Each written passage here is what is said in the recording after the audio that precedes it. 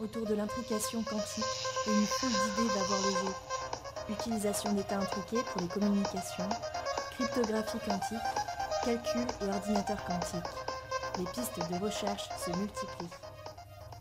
Bonjour tout le monde, très heureux de se retrouver dans cette pièce avec laquelle je vais présenter l'essentiel de mes activités de recherche scientifique. Actuellement, je travaille sur deux volets.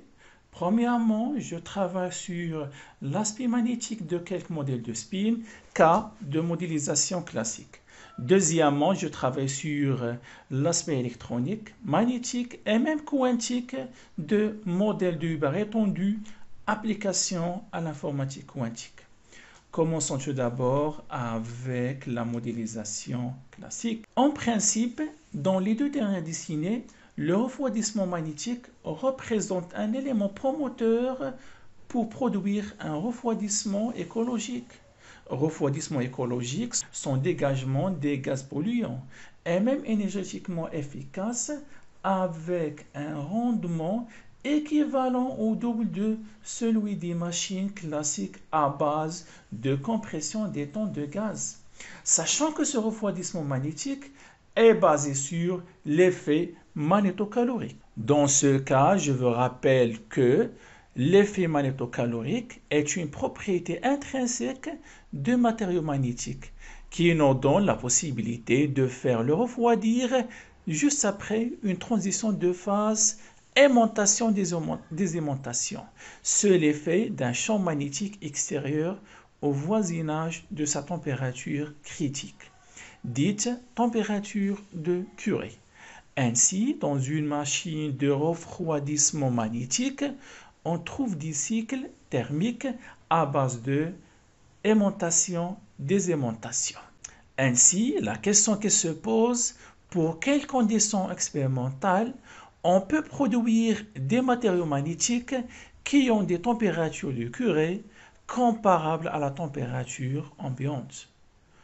À cet égard, nous avons étudié les propriétés magnétiques de pas mal de systèmes de spin afin d'analyser la dépendance de leur température critique et leur grandeur intrinsèque. Ici, on se propose d'étudier les propriétés magnétiques d'un système cubique de spin 1,5 en tenant compte de l'anisotropie selon l'axe dz. Ainsi, dans l'hamiltonien correspondant, les interactions spin-spin sont paramétrées par le terme d'échange J selon les axes OX et OY. Elles sont paramétrées, c'est-à-dire les interactions, sont paramétrées par le terme d'échange gamma G selon l'axe OZ, avec gamma est le paramètre d'anisotropie. Si gamma égale à 0, le modèle devient bidimensionnel. Si gamma égale à 1, par exemple, le modèle devient isotrope. Donc, pour étudier les propriétés magnétiques de ce système, on a adopté une simulation de Monte-Carlo pour un système de 100 fois 100 fois 100 spin, c'est-à-dire un système de millions spin 1,5. Dans cette figure, on a l'aimantation en fonction de la température pour différentes valeurs de l'intensité de champ magnétique extérieur, cas de modèle isotrope, c'est-à-dire ici, on a gamma égale à 1. On remarque que l'aimantation décroît en fonction de la température T pour tendre finalement vers 0 avec l'existence d'un point d'inflexion, ce qui signifie que ce système tridimensionnel présente une transition de phase ferromagnétique-paramagnétique à une température Tc. Pour déterminer la température critique Tc avec précision, on a tracé les variations de la suscibilité en fonction de la température. Dans ce cas, je vous rappelle que la suscibilité représente la dérivée de l'aimantation par rapport à H.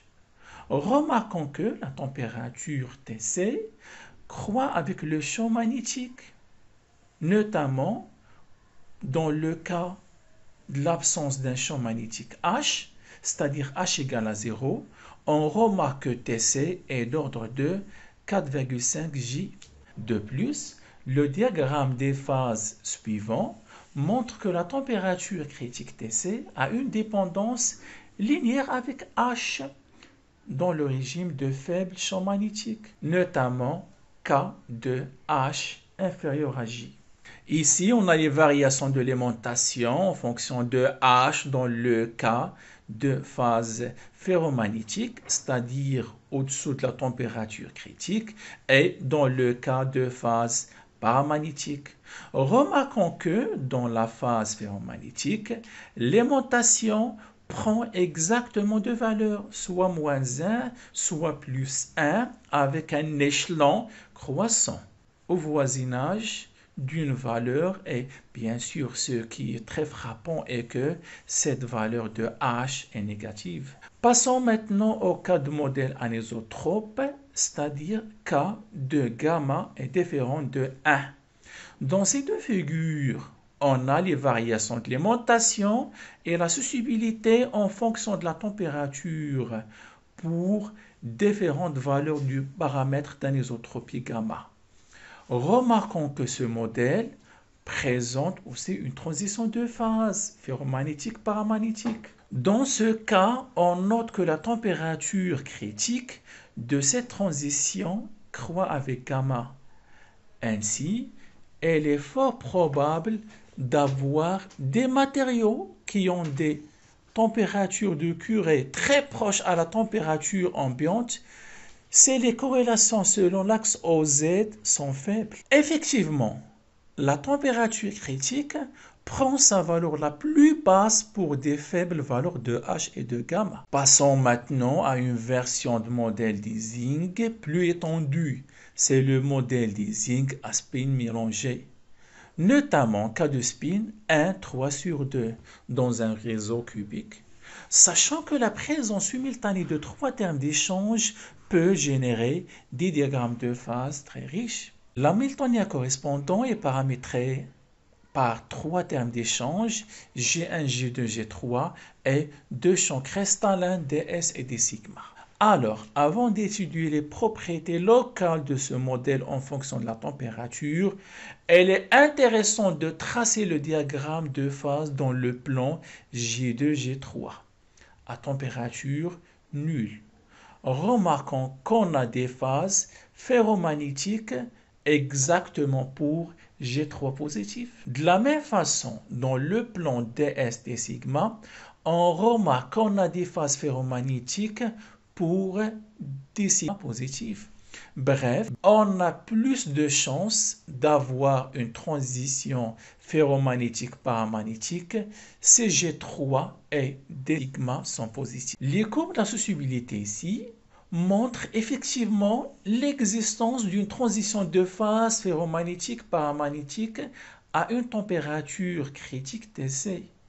Sachant que cette température critique Tc croît avec G2 et même G3.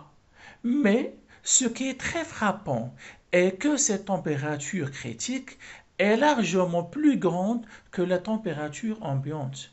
Autrement dit, les matériaux à spin mélangés ne sont pas des bons candidats pour les machines de refroidissement à base de l'effet magnétocalorique. En conclusion, les matériaux tridimensionnels à base de spin N' sont des éléments promoteurs pour avoir un matériau magnétocalorique d'une température de Curie très proche à la température ambiante, surtout pour un faible champ magnétique et une faible interaction selon l'axe OZ, c'est-à-dire gamma tend vers pratiquement 0.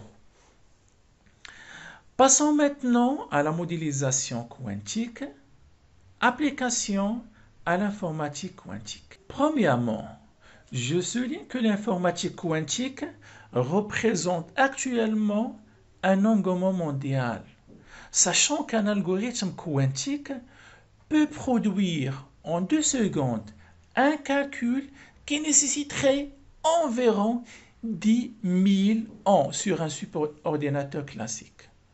Au titre d'exemple, un ordinateur quantique de 100 qubits est capable de traiter l'équivalent de 10 à la puissance 19 bits d'information. Je répète, 10 à la puissance 19, c'est-à-dire pratiquement 10 milliards gigabytes. Techniquement, les ordinateurs quantiques actuels sont des systèmes de 16 qubits. Généralement, ces qubits sont des fermions de spin 1,5. Ainsi, la superposition des états quantiques up et down donne un ordinateur quantique qui est capable de gérer simultanément de 10 à la puissance ces informations. De plus, si on tient compte de l'interaction l'intrication entre les états quantiques, certainement cette capacité d'exécution devient plus importante. Ainsi, la question qui se pose, pour quelles conditions expérimentales on peut maximiser l'intrication quantique dans un système unidimensionnel de n qubits décrit par le modèle de Hubbard étendu? Ainsi, on se propose d'étudier l'aspect électronique, magnétique et même quantique en analysant le comportement de l'intrication quantique en fonction des paramètres de ce modèle. Premièrement, je vous rappelle que ce modèle a été utilisé en chimie pour la première fois. Quelques années plus tard, le physicien Jean Hubbard a réussi de le reformuler, c'est-à-dire reformuler ce modèle pour décrire la corrélation des électrons des métaux de transition T. Puis, après un quart de siècle, le même modèle a connu un regain d'intérêt depuis que les théoriciens arrivent à l'utiliser pour décrire la nouvelle supraconductivité qui existe dans les plans d'oxyde de cuivre. Particulièrement pour un dopage optimum, un système électronique bidimensionnel décrit par le modèle de Hubbard existe dans un état supraconducteur au-dessous d'une température critique comparable à celle du supraconducteur à une température critique.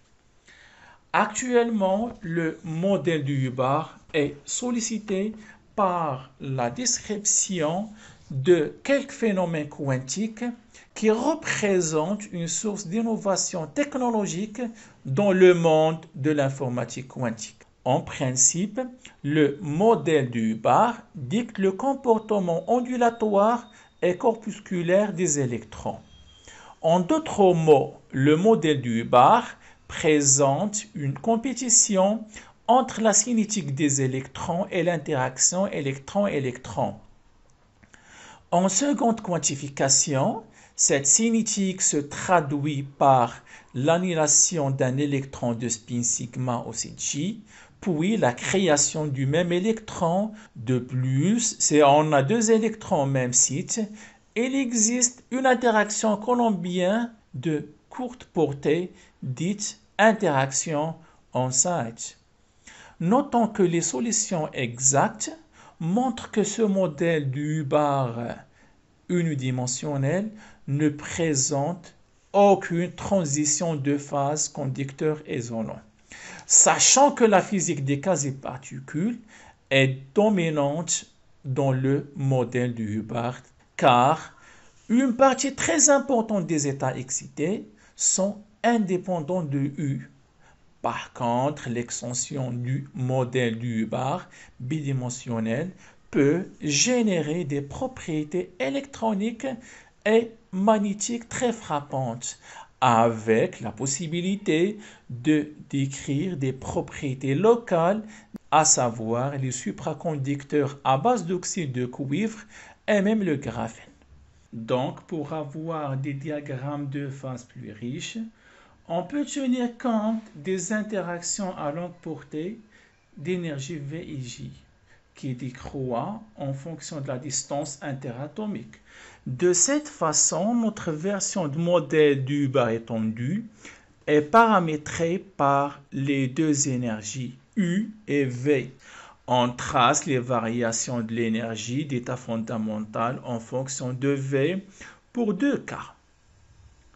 Pour le modèle de Hubbard étendu, avec les interactions de première proche voisin, l'énergie d'état fondamental est négative, quelle que soit la valeur de V. Ce qui signifie que le terme de la cinétique est dominant devant le terme de la localisation. Ainsi, le système d'électrons se trouve dans un état conducteur, quelle que soit la valeur de V. Par contre, pour le cas du modèle du Hubbard étendu avec des interactions au-delà de proches voisins, on remarque que la croissance rapide de l'énergie d'état fondamental permet de distinguer entre deux cas. Dans la limite de faible interaction off-site, le système électronique est dans un état conducteur, puisque l'état fondamental est toujours négatif, mais elle se trouve dans un état isolant pour la limite de forte interaction off-site. Par conséquent, elle est claire que pour U égale à 8T, le système est le siège d'une transition de phase conducteur isolant au voisinage de V égale pratiquement 3,3. Notons que cette valeur critique VC est fortement corrélée à l'énergie d'interaction off-site, sachant que cette dépendance génère un diagramme de phase qui contient l'état conducteur et même l'état isolant. Ainsi, elle est claire qu'avec ces interactions off-site à longue portée, la physique de notre système électron devient plus riche avec l'émergence de deux phases. D'autre part, et dans l'objectif d'analyser l'aspect magnétique d'un système bidimensionnel de fermions, il est intéressant de proposer une version du modèle plus étendu qui tient compte même les interactions spin-spin, sachant que J est le terme d'échange entre les spins les plus proches voisins, alors que SI est l'opérateur de spin qui sert à inverser le spin de cette I. On sait qu'un système bidimensionnel de fermions peut présenter une transition de phase ferromagnétique-paramagnétique.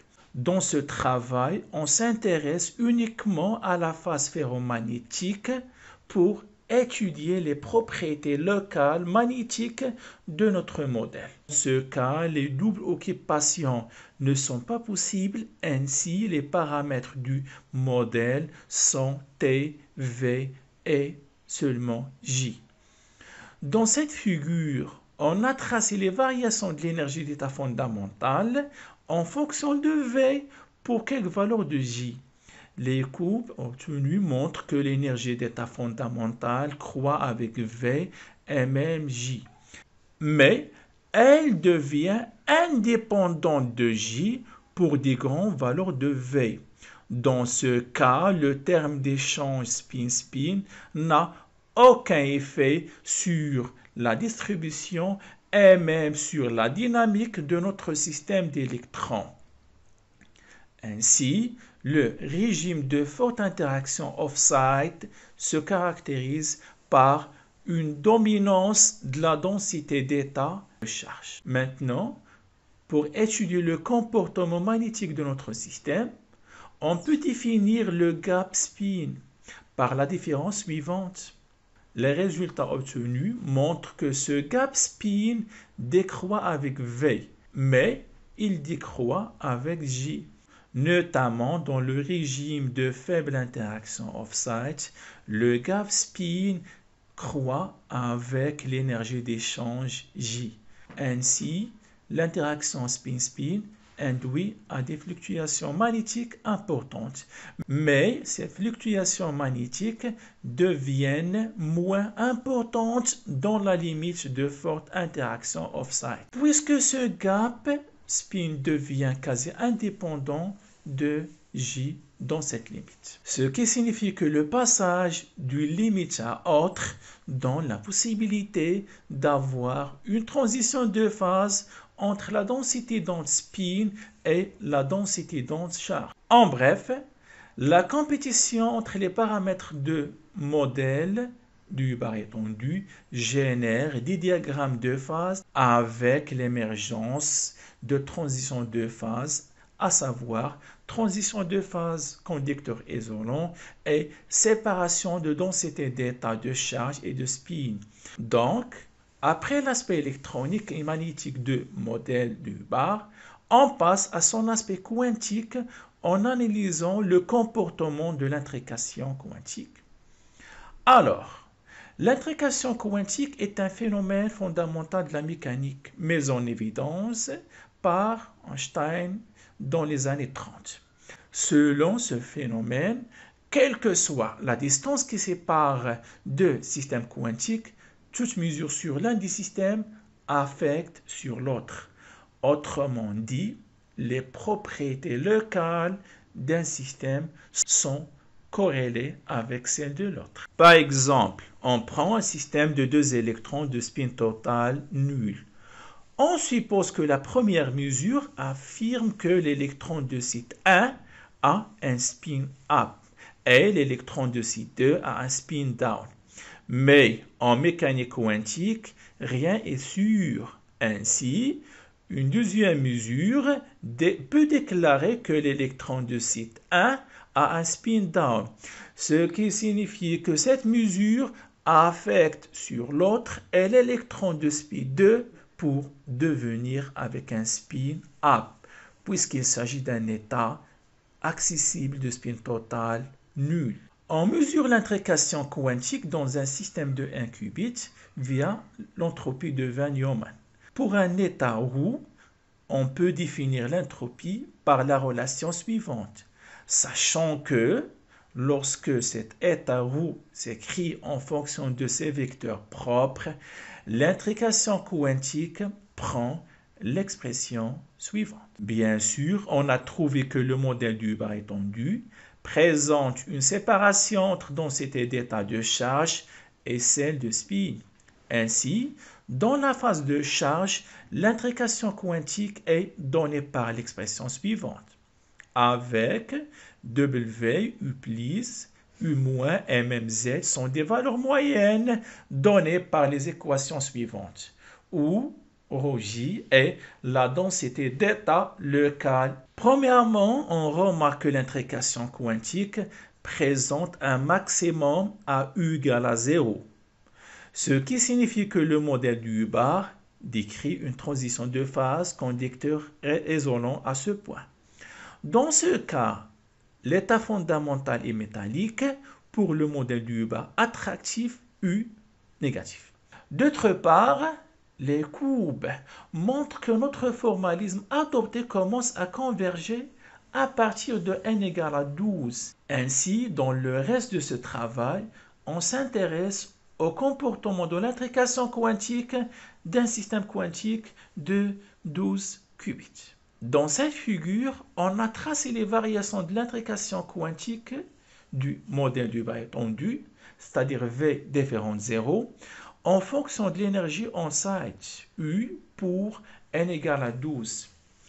Les courbes montrent que ce modèle du bar étendu expose une transition de phase quantique à une valeur critique, sachant que cette valeur critique représente une valeur optimale pour avoir un calculateur quantique de haute performance, puisque l'intrication quantique atteint sa valeur maximale. De plus, pour préciser la dépendance entre la valeur optimale UC et l'énergie d'interaction off-site V, on a tracé les variations de l'intrication quantique en fonction de U et V. Premièrement, la surface courbe montre que la valeur maximale de l'intrication est 2, quel que soit U et V. De plus, la projection de la surface sur le plan UV montre que la ligne U égale à 2V représente une ligne de séparation, ce qui signifie qu'on a une distance interatomique optimale qui vérifie la condition U égale à 2V, avec laquelle un système quantique de 1 qubit se comporte comme un calculateur quantique de haute performance, puisque l'intrication quantique est maximale. Et dans ce cas, le nombre des informations gérées simultanément sera plus important. Passons maintenant à l'étude de comportement de l'intrication quantique en fonction de la corrélation de spin. Pour ce fait, dans la phase de spin, et sur l'effet d'un champ magnétique transversal externe B, l'hamiltonien du bar prend la forme suivante, avec Gx et Gy sont respectivement le terme des champs spin-spin selon Ox et Y et gamma le paramètre d'anisotropie. Dans ce cas, l'intrication quantique est donnée par la relation suivante, sachant que C représente la concurrence du système quantique trouvé par la diagonalisation de la matrice hamiltonienne. Dans cette figure, on a tracé l'intrication quantique du modèle du bar étendu en fonction de la distance interatomique pour différentes valeurs de B. Les courbes montrent que l'intrication quantique décroît avec le champ magnétique B.